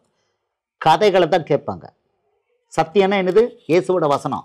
யோவான் 14:6 நானே வழியும் சத்தியமும் ஜீவனுமா இருக்கிறேன். யோவான் 17:17 உம்முடைய சத்தியத்தினாலே அவர்களை பரிசுத்தமாக்கும், உமது வசனமே சத்தியம். இயேசு பேசின வசனம் யாருடைய வசனம்? பிதாவுடைய வசனம். இயேசு வாய் திறந்து பேசின வசனத்துக்கு பேர் தான் சத்தியம். கிருபையும் சத்தியமும் இயேசு கிறிஸ்து மூலமாய் உண்டாயின. யோவான் 1:17. கண்டெஸ்ட் பண்றாங்க. பழைய ஏற்பாட்டுல கிருபை இருக்குன்னு கண்டெஸ்ட் பண்றாங்க. பழைய ஏற்பாட்டுல சத்தியம் இருக்குன்னு கண்டெஸ்ட் பண்றாங்க. அப்படின்னா அர்த்தம் என்னன்னா, இந்த வேதம், புதிய உடன்படிக்கை வேதத்தை இயேசுவை மறுதளிக்கிறாங்க. வசனம் அங்க இருக்கு, கிருபையும் சத்தியம் இயேசு கிறிஸ்து மூலமாய் உண்டாயிட்டுனா அதை கேள்வி கேட்கிறவன் ஒரே ஒருத்தன் தான் கேட்பான், பேய், லூசிஃபர். அவங்களுக்குள்ள அந்த ஆவி இருக்கு. பழைய ஏற்பாட்டுல சத்தியம் கிடையாதுன்னு இங்க சொல்லியிருக்கிறாரு. அப்படின்னா அதான் உண்மை. இயேசுதான் சத்தியம். பழைய ஏற்பாட்டுல இந்த சத்தியம் கிடையாது. அது விடுதலையாக்காது. யோவான் 8:31-32. இயேசு தம்மை விசுவாசித்த யூதர்களை நோக்கி, நீங்கள் என் உபதேசத்தில் நிலைத்திருந்தால் மெய்யாகவே என் சீஷராயிருப்பீர்கள், சத்தியத்தை மறிவீர்கள், சத்தியம் உங்களை விடுதலையாக்கும். இந்த சத்தியம் பழைய ஏற்பாட்டுல இல்லைன்னு யோவான் 1:17 சொல்றாங்க. ஆனா அங்க இருக்குன்னு 4 வசனத்தை அங்கிருந்து எடுத்துட்டு ப்ரூவ் பண்றாங்கன்னா, இவங்களுக்கு உள்ள இருக்கிறது என்ன ஆகுனா, ஸ்ட்ரெயிட்டா சொல்லலாம், கிரியை கிடையாது, பேய் கிரியை கிடையாது. இவங்கள்ட்ட எல்லாத்தையும் காமன் டினாமினேட்டர் பார்க்கலாம். இவங்க புறப்பட்டு போறது கிடையாது. ஏழைகளுக்கு ஏதாவது ஒன்று பண்ணுவாங்களா? மிகவும் சிறியவனாக ஒருவனுக்கு எதை செய்தீர்களோ அதை எனக்கே செய்தீர்கள். எதை செய்யலோ எனக்கே செய்யல. மத்தேயு 25:45 சொல்றாரு, மிகவும் சிறியவனாகிய ஒருவனுக்கு நீங்கள் எதை செய்யாதிருந்தீர்களோ அதை எனக்கே செய்யாதிருந்தீர்கள் என்று மெய்யாகவே மெய்யாகவே உங்களுக்கு சொல்கிறேன். போங்க நரகத்துக்கு அப்படிங்கிறார். கிளியரா சொல்றாரு, போங்க நரகத்துக்குன்னு. இவங்களுக்கு கிரிய ஒன்றும் கிடையாது. ஒன்றும் இந்த இயேசுக்கு ஒன்றும் கொடுக்கறதில்ல. போய் ஏழைக்கு 4 பேருக்கு கொடுக்க மாட்டாங்க. இப்போ நீங்களும் நானும் போகிறோம், ஏழைகளை பற்றி கவலை இல்லை. எவ்வளோ ஸ்மெல் அடிச்சுக்கிட்டு இருந்தாலும் அவங்க காலை பிடிக்கிறோம், பாதத்தை பிடிக்கிறோம், நமக்கு ஒன்றும் கவலை இல்லை. புண்ணு அவ்வளோ இருந்தாலும் கை வைக்கிறோம், வச்சு ஜெபம் பண்ணுறோம். ஏதா அவன் செய்ய துவங்கினான்னா அவன் இயேசுவுக்கு விரோதமாக பேச மாட்டான், இயேசுடைய வசனத்துக்கு விரோதமாக பேச மாட்டான். சத்தியம் பழைய ஏற்பாட்டில் இருக்கு சொல்ல மாட்டான், கிருபை பழைய ஏற்பாட்டில் இருக்கு சொல்ல மாட்டான். யோவான் 1:17 கரெக்ட் தான், கரெக்ட் தான். 1:17 1:18 1:17 கிருபையும் சத்தியமும் இயேசு கிறிஸ்து மூலமாய் உண்டாயிற்று. அப்ப இதை மறுதளிக்கிறவன் யாருன்னா ஒண்ணுது, பேயினால் உண்டானவர்கள் தான் மறுதளிப்பாங்க.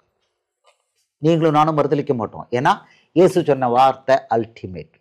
வானமும் பூமியும் ஒளிந்து போகும், என் வாயிலிருந்து வந்த வார்த்தைகள் ஒளிந்து போகாதே. வெளிப்படுத்த லூக்கா 21:33 எல்லா இடத்துலையும் சொல்லியிருக்கிறார். இயேசுவோட வசனத்தோட வல்லமை வந்து அல்டிமேட். இருபுறமும் கருக்குள்ள பட்டயம். இயேசுவுக்கு பேர் என்ன? இருபுறமும் கருக்குள்ள பட்டயம். வெளிப்படுத்தல் 2:12 இருபுறமும் கருக்குள்ள பட்டயத்தை உடையவர். வெளிப்படுத்தல் 2:12 அவர் வந்து தன்னை இன்ட்ரோடியூஸ் பண்றாரு. பெர்கமு சபையின் தூதனுக்கு எழுத வேண்டியது என்னவெனில், இருபுறமும் கருக்குள்ள பட்டயத்தை உடையவர் சொல்லுகிறதாவது. இந்த இருபுறம் கருக்குள்ள பட்டயம் அவருடைய வாயிலிருந்து புறப்படுற வார்த்தை. இயேசு வாயிலிருந்து புறப்படுற வார்த்தைக்கு பேரு இருபுறமும் கருக்குள்ள பட்டயம். அப்போ மத்தேயு மார்க் லூக்காவில் இயேசு பேசின அத்தனை வார்த்தைக்கும் பேர் என்னன்னா இருபுறமும் கருக்குள்ள பட்டயம். இதை பத்தி எபிரேயர் 4:12 சொல்றான். எபிரேயர் நிருபக்காலம் சொல்றான். எபிரேயர் 4:12 தேவனுடைய வார்த்தையானது, படிக்கிறேன், தேவனுடைய வார்த்தையானது அப்படின்னா இயேசு வாயிலிருந்து புறப்பட்ட வார்த்தையானது ஜீவனும் வல்லமையும் உள்ளதாயும் இருபுறமும் கருக்குள்ள எந்த பட்டயத்திலும் கருக்கானதாயும் ஆத்மாவையும் ஆவியையும் கணுக்களையும் ஊனையும் பிரிக்கத்தக்கதாக உருவ குத்தகதாயும் இருதயத்தின் நினைவுகளையும் யோசனைகளையும் வகை அறுக்கிறதாயும் இருக்கிறது. இது தேவனுடைய வார்த்தை. யார் பேசின வார்த்தை? இது தேவனுடைய வார்த்தைன்னா இயேசு வாய் திறந்து பேசின வார்த்தைக்கு பேரு தேவனுடைய வார்த்தை. அது எப்படியும் ஜீவனும் வல்லமையும் உள்ளதாயும். இது எங்க சொல்லியிருக்காரு? இந்த ஜீவன் எங்க இருக்குன்னு சொல்லியிருக்காரு? யோவான் 6:63 சொல்லியிருக்கிறார். நான் உங்களுக்கு சொல்கிற வசனங்கள் ஆவியாயும் ஜீவனுமாயும் இருக்கிறது. ஜீவனும் வல்லமையும் உள்ளதா இருக்குது. இருபுறமும் கருக்குள்ள பட்டயத்துல எந்த பட்டயத்திலும் வல்லமையானது. ஏன்னா அவருக்கு பேர் என்ன? வெளிப்படுத்தல் 2:12 இருபுறமும் கருக்குள்ள பட்டயத்தை உடையவர். இயேசுவோட வாயிலிருந்து புறப்படுகிற வார்த்தை அவ்வளவு பவர்ஃபுல். இவரோட வார்த்தையினால கடைசியில அவருக்கு எதிராக நிற்கிற எதிரிகள் அவ்வளவு பேரும் கொல்லப்பட்டார்கள். தீர்க்க தரிசனம் இருக்கு. வெளிப்படுத்தல் 19வது அதிகாரம் கடைசி வசனம். வெளிப்படுத்தல் 19வது அதிகாரம் கடைசி வசனத்துல 21வது வசனத்துல மற்றவர்கள் குதிரையின் மேல் ஏறினவருடைய வாயிலிருந்து புறப்படுகிற பட்டயத்தால் கொல்லப்பட்டார்கள். இயேசு ஒரே வார்த்தை சொல்றாரு, அவருடைய எதிரிகள் அவ்வளவு பேரும் கொல்லப்பட்டார்கள்னு வசனம் சொல்லுது. இதுதான் இயேசுடைய வார்த்தை, வாயிலிருந்து வந்த வார்த்தைக்குள்ள வல்லமை. இந்த வார்த்தையும் பழைய ஏற்பாடு எல்லா வார்த்தைகளும் ஒண்ணுங்க. அது அவரே சொல்லல. அப்போ நமக்கு தெரியுது ஓவர் கமர். நம்பர் 1 நம்ம சோதனையில என்ன பண்ணணும்? சோதனையில இயேசுவை பிடிச்சுக்கிட்டு பிசாசுக்கு எதிர்த்து நிற்கணும். அவன் சோதனைக்காரன். அவன் பெர்மிஷன் ரைட் ராயலா அவனுக்கு பெர்மிஷன் கொடுத்துருக்காரு, என் பிள்ளைய சோதி. ஏன்னா சோதிச்சாதான் என்ன வரும்? அந்த பிள்ளை வளரும். சோதிச்சாதான் பிள்ளை வளரும். அந்த பிள்ளைக்கு வரங்களை கொடுக்க முடியும். சோதிச்சா மட்டும்தான் அடுத்து என்ன நடக்கும்னா அந்த பிள்ளை விலைக்கு போகாது. நல்லா புரிஞ்சுக்கோங்க. இயேசுவுக்காக எல்லாரும் கவனமா கேளுங்க. இயேசுவுக்காக சோதிக்கப்பட்டு வெற்றி பெற்ற பிள்ளைய என்ன பண்ண முடியாது? விலைக்கு வாங்க முடியாது. ஏன்னா அந்த சோதனை காலத்துல அந்த பிள்ளை பின்வாங்கி போகல. அதுதான் டெஸ்ட். இப்போ அந்த மாதிரி பின்வாங்கி போகாத பிள்ளை காசுக்கு பிசாசுக்கு விலை போகாது. டெஸ்ட். ஆனா அப்படியே ஒரு சில ஆளுகளை விலைக்கு போயிட்டாங்க, அது வேற விஷயம். பட் மோஸ்ட்லி இதை டெஸ்ட் பண்றதுக்கு என்னன்னா, இவன் காசுக்காக பயமுறுத்தலுக்கு விலைக்கு போவானா இல்லையா? ஏன்னா இந்த வல்லமை என்னது? போர்டு போட்டுருவாங்க. அர்த்ரைட்டிஸ் வியாதிக்கு இங்கு குணப்படுத்தப்படும். உங்களுக்கு நீங்க டாக்டரா, நீங்க கவர்மெண்ட் ஆஃபீஸராக இருந்தால் உங்களுக்கு 10,000 ரூபாய், நீங்க அக்ரிகல்ச்சரல் என்றால் 1000 ரூபாய், குடும்ப தலைவிகள் என்றால் 2000 ரூபாய் வேலை போட்டுருவாங்க, போர்டு போட்டுருவாங்க. ஏன்னா பவரை கொடுத்தாருன்னா ஈஸியாக எடுக்க மாட்டார். ஆமா, வாங்க ஹார்ட்ல வால்வுக்கு குணப்படுத்திக்கிறோம். டாக்டர்ஸ் வெளியே 5 லட்ச ரூபாய் கேட்டால் இங்க 1 லட்ச ரூபாய் கொடுங்கள், உங்களுடைய ஹார்ட் வால்வுகளை நாங்கள் குணப்படுத்திக்கிறோம். போர்டு போட்டுற மாட்டானுங்க இந்த பயலுக.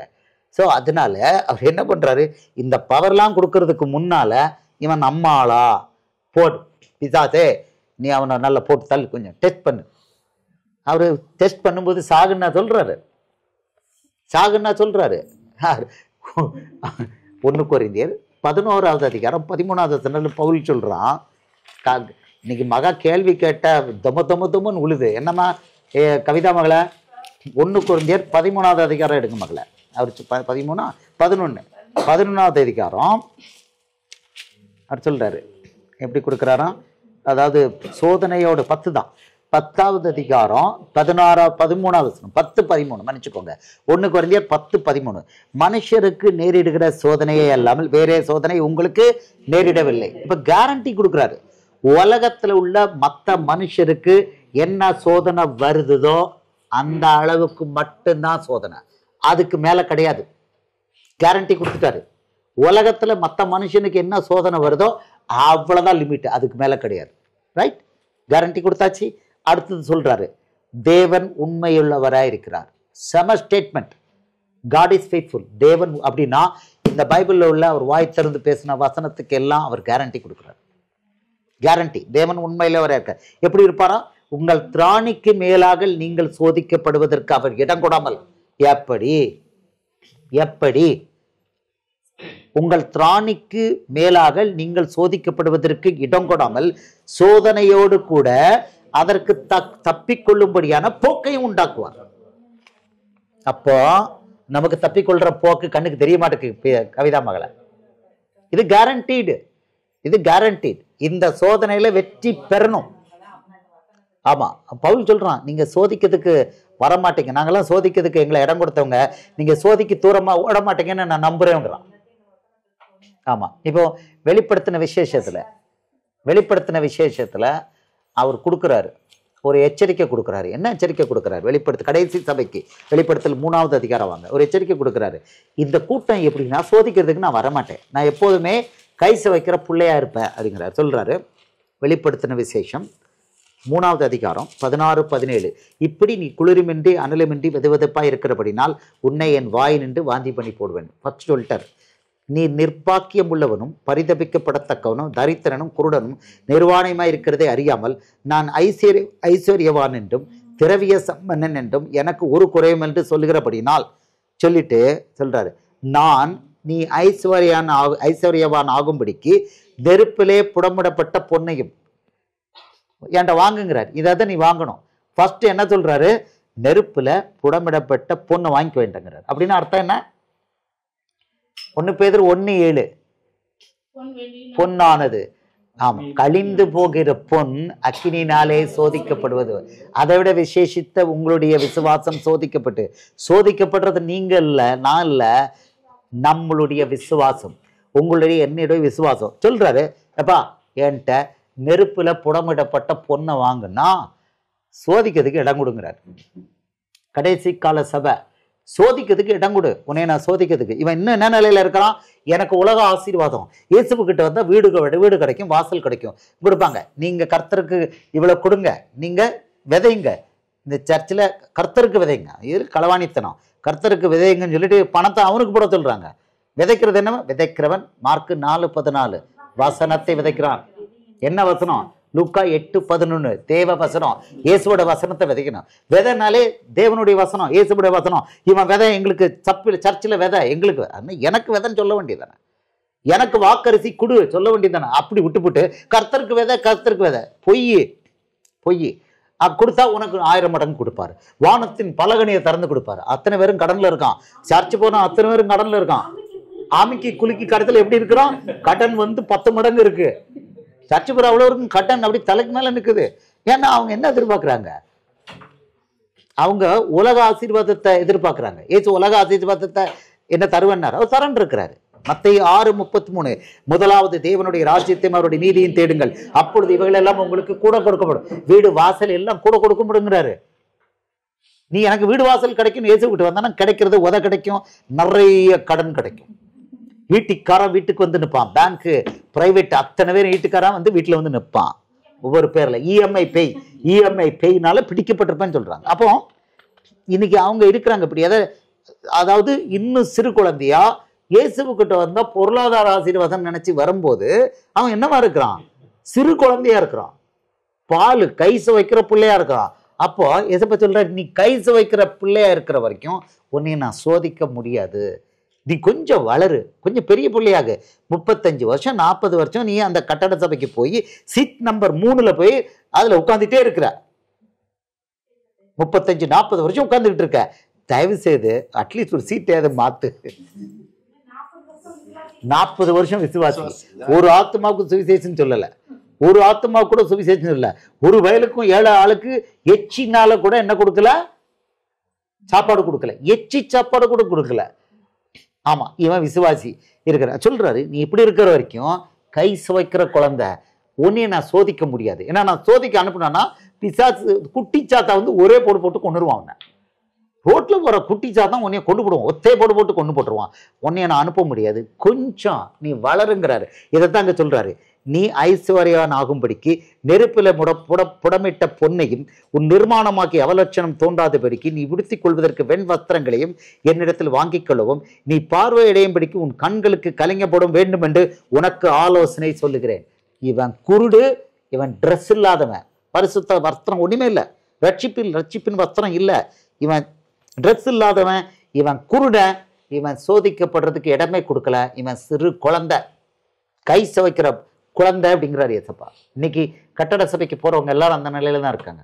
இவங்களுக்கு சுவிசேஷம் சொல்றதுன்னா என்னன்னு தெரியாது, ஏசுங்கிற நாமமே வாயில வரமாட்டுக்கு. அப்போ நீங்க புரிஞ்சுக்கணும், இதெல்லாம் அவர் கொடுத்துருக்காரு, கடைசி கால நிலையை எக்ஸ்பிளைன் பண்ணியிருக்காரு, அது அப்படியே நடக்குது. அப்போ நீங்களும் நானும் அந்த கூட்டத்துல போய் மாதிரி இருந்துக்கிட்டு நானும் கை சவச்சுக்கிட்டே இருப்பேன், எனக்கு ஏன் இப்படி நடக்கு, எனக்கு மட்டும் ஏன் இப்படி நடக்குன்னா, அப்போ புரிஞ்சுக்கணும், வசனத்துக்கு நம்மளை ஒப்பு கொடுக்கணும், வளரணும், சோதிக்கிறதுக்கு ஒப்பு கொடுக்கணும், எதிர்த்து நிற்கக்கூடாது, பிசாசுக்கு எதிர்த்து நிற்கணும், சோதனையில பிசாசுக்கு எதிர்த்து நின்று அவன் சோதிக்க என்ன பண்ணணும், வேலை பார்க்கணும். அன்னைக்கு பிரதர் ஸ்ரீ ஒரு சாட்சி சொன்னாரு, லாஸ்ட் 10 நாள் எல்லாருக்கும் 10-15 எல்லாருக்கும் போட்டு தள்ளிக்கிட்டு இருக்கான், எல்லாருக்கும் ஒரு ஷேர் கிடைச்சிட்டு இருக்கு. இந்த மகளுக்கு முதுகு வலி போச்சா இருக்காமா, மகளுக்கு இன்னும் முதுகு வலி இருக்கு, அது சும்மா அந்த மகளுக்கு என்னமோ ஒரு கேரண்டி, எல்லாருக்கும் கட்டளை போட்டுற உடனே போயிடும், இந்த மகளுக்கு மட்டும் கொஞ்சம் அவங்களுக்கு இருக்கு. என் மனைவியை போட்டான் தலைவலின்னா, ஆமா இந்த அம்மா வர்றாங்கனாலே அந்த அம்மாவே காமிச்சே வா உன்னை என்ன பண்றேன் சொல்லி ராத்திரி தலைவலியை கொடுத்தான். எனக்கு வேற விதமா பண்ணினா, ஜெரால்டு பிரதருக்கு ஒத்த கண்ணு வீங்கி இப்போ சரியாயிடுச்சு, அந்த வலியெல்லாம் போயிடுச்சு, ஆனால் இன்னும் கொஞ்சம் வீக்க இருக்கு, வலியெல்லாம் போயிடுச்சு. இவருக்கு பல்ல உடைச்சான், அவர் சொல்றாரு நான் மேட்டர் இந்த மகளுக்கு குரலே போச்சு, இந்த இருக்கா பின்னால பானமகா. அப்ப நம்ம சீச்சர்களுக்கெல்லாம் இன்னைக்கு ஒரு அன்பான அட்டாக் போய்கிட்டு இருக்கு. இவருக்கு ஸ்ரீ பிரதருக்கு வாய்த்த போட்டு தள்ளி அவர் ஆஸ்பத்திரிக்கு கிளம்புனார், ஒன்னும் ஒர்க் அவுட் ஆகல. சரி கிளம்புறேன்னு ஆஸ்பத்திரிக்கு எங்க போனார் தெரியுமா, ட்ரீட்மெண்ட்டுக்கு இல்ல, K100க்கு போய் ஒரு வார்டு முழுக்க பேஷண்ட்க்கு ஜோம் பண்ணாரு, எல்லாம் ஓடி போயிட்டு. இதான் மெத்தடு. பிசாசுக்கு எதிர்த்து நெல்லுங்கள், அப்பொழுது அவன் ஓடி போவான். பிசாசுக்கு சரண்டர் ஆகுங்க, இயேசு சொல்லல. சோ இதுதான் சோதனைய மேற்கொள்றது. You have to overcome. Hurdle race வச்சிருப்பான், 100 மீட்டர் 200 மீட்டர் என்ன வச்சிருப்பான். ஹர்டல் ரேஸ்க்கு என்ன சொல்வீங்க இங்கிலீஷ்ல, ஜம்ப் பண்ணுவாங்க, அப்படி கம்பு வச்சிருப்பாங்க, தாண்டி போவாங்களே. அதுதான் பரலோக ராஜ்யத்தோட வாழ்க்கை. இதுக்கு ஆல்டர்னேட்டிவ் ஏதாவது இருக்கா, இதுக்கு மாறா ஏதாவது இருக்கான்னா, நீங்களும் நானும் வச்சிருக்கிற புது உடன்படிக்கையில அது கிடையாது, பழைய உடன்படிக்கையில இது கிடையாது. அப்போ பழைய ஏற்பாட்டை பின்பற்றவனுக்கு சோதனை கிடையாது. பழைய ஏற்பாட்டை பின்பற்றினா பரலோகம் கொடுக்கணும் எங்கேயாவது கொடுப்பேன் இருக்காரா? ஏசப்பா சொல்லியிருக்கிறாரு யோவான் 6:47, என்னிடத்தில் விசுவாசமாய் இருக்கிறவனுக்கு நித்திய ஜீவன் உண்டென்று மெய்யாகவே உங்களுக்கு சொல்கிறேன். இங்க 7 சபைக்கும் பார்த்தோம், ஜெயம் கொள்கிறவன் எவனோ அந்த வார்த்தையை யூஸ் பண்ணியிருக்கிறாரு. நான் அப்படின்னு தான் கொடுத்திருக்காரு. நான் இதை கொடுக்குறேன். ஜெயம் கொள்கிறவனுக்கு ஏசப்பா பர்சனல் ரிவார்ட் கொடுக்குறார். ஜெயம் கொள்ளாதவனுக்கு சில வார்த்தைகள் அங்கே போட்டிருக்காரு.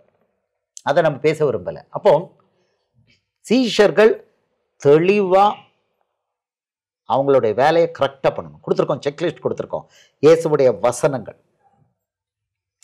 வசனங்கள் 3 அதிகாரம் 5 அதிகாரம் படிக்கணும். படிக்கலையா, இயேசுவுடைய வசனம் தான் சாப்பாடு, அது உள்ளே போகலைன்னா ஸ்ட்ரென்த் இருக்காது. நான் உங்களுக்கு சொல்லுகிற வசனங்கள் ஆவி ஆயும் ஜீவனுமாய் இருக்கிறது. யோவான் 6:63. இந்த வசனம் என்னன்னா உயிர்ப்பிக்குன்ட்டார். ஆவியே உயிர்ப்பிக்கிறதுன்னு சொல்லி தான் ஸ்டார்ட் பண்ணியிருக்காரு. அதை உயிர்ப்பிக்கும். அடுத்தது இயேசுவோட கூட மத்தேயு 6:6 சொல்றாரு, அந்த ரங்கத்தில் இருக்கிற பிதாவுக்கிட்ட கதவை அடைச்சிக்கிட்டு ஜெபம் பண்ணுங்கிறார். தனி ஜெபம் இயேசுவோட பேசணும். அவர் அந்த ரங்கத்தில் இருக்கிறாரு. கூட்டத்தோட ஜெபம், நாங்கள் நாள் முழுக்க உபவாச ஜெபம், அது பைபிளில் இல்லை, அது இயேசப்பா சொல்லலை. அந்த ரங்கத்தில் இருக்கிற பிதாவோடு கூட அவர்கிட்ட போய் ஜெபம் பண்ணணும். அது வந்து 1 to 1. அடுத்தது மத்தேயு 12:29 பலவான முந்தி கட்டணும். அசுத்தாவிகளை இயேசப்பா நாமத்தில் கட்டணும். யுத்ததாரியோட ஜெபம். இதை பண்ணிட்டா இப்போ வெளியில் போனால் பேய் எப்படி இருப்பான்? புட்டி பாம்புன்னு சொல்லுவாங்க. அப்படியே அடங்கியிருப்பான். உசுங்கும், உட்கார் உள்ளே போ அப்படின்னா டெங்குன்னு உள்ளே போயிடும். அவ்வளோதான். ஒன்றும் பண்ணாது. நம்ம பாட்டுக்கு வேலை பண்ணிக்கிட்டே இருக்கலாம். ஆமாம், பழகிட்டோம் அப்படின்னா என்னாச்சு? இப்போது இயேசுவோட கூட இருக்கிற வாழ்க்கை என்னது? யுத்ததாரி வாழ்க்கை. அவன்தான் சீஷன். எபேசியர் 6வது அதிகாரம் 12வது வசனத்தில் பவுலை வச்சு சொல்லியிருக்கிறார், ஏனெனில் மாம்சத்தோடும் இரத்தத்தோடும் அல்ல, துரைத்தனங்களோடும் அதிகாரங்களோடும் இப்பிரபஞ்ச அந்தகார லோகாதிபதிகளோடும் வானமண்டல பொல்லாத ஆவிகளின் சேனைகளோடும் நமக்கு போராட்டம் உண்டு. இந்த போராட்டத்தை எப்படி மேற்கொள்ளணும் அடுத்த வசனங்களை சொல்லித்தாராம். அதை நம்ம சிம்பிளாக சொல்லிட்டோம். இயேசுவோட வசனத்தை படிங்க, யுத்த ஜெபம் பண்ணுங்க, புறப்பட்டு போங்க. இயேசுவே குணப்படுத்துங்க சொல்லக்கூடாது. இயேசுவே நாமத்தில் பேய் வெளியே போ, வியாதி வெளியே போ, கட்டளை போடணும். இயேசு அப்படித்தான் சொன்னார். இயேசு கட்டளை தான் போட்டார். அந்த கட்டளை போட்டோன்னே பேய் ஓடிச்சு. நம்ம கட்டளை போடணும். ஏன்னா நமக்குள்ள இருக்கிறது யாரு? இயேசு, அவருடைய புத்திரர். மேலும் நீங்கள் புத்திரராய் இருக்கிறபடியினால், கலாத்தியர் 4:4-5, அப்பா பிதாவே என்று கூப்பிடுற புத்திர சுவிகார ஆவியை நமக்குள்ள கொடுத்துருக்காரு. அடிமைத்தன ஆவி கிடையாது. பழைய ஏற்பாடு = அடிமைத்தன ஆவி. புத்திர சுவிகார ஆவிங்கிறது என்னன்னா, அவர் அப்பா பிதாவின் ஒரு பக்கம் கூப்பிட்டு அடுத்த பக்கம் அவருடைய ராஜ்யத்துக்கு ஆதரவா பிசாசுக்கு எதிராக யுத்தம் பண்ணி என்ன பண்ணணும்? ஆத்துமாக்களை பேய்கட்டில இருந்து அவர் விடுவிச்ச மாதிரியே விடுவிக்கணும். இதான் கிரியை. இதை பண்ணிக்கிட்டே இருக்கணும். இதை பண்ணாம இருந்தோம்னா, நம்ம சும்மா இருக்கிறனாலும் வசனம் படிக்கலன்னா அடி விழும், யுத்த ஜெபம் பண்ணலனாலும் அடி விழும். நம்ம இன்னொன்று சொல்லி கொடுத்துருக்கோம், குடும்பஸ்தர்கள் அவங்க கடமையை செய்யணும். அவங்க கடமைகளை கரெக்டாக பண்ணணும்.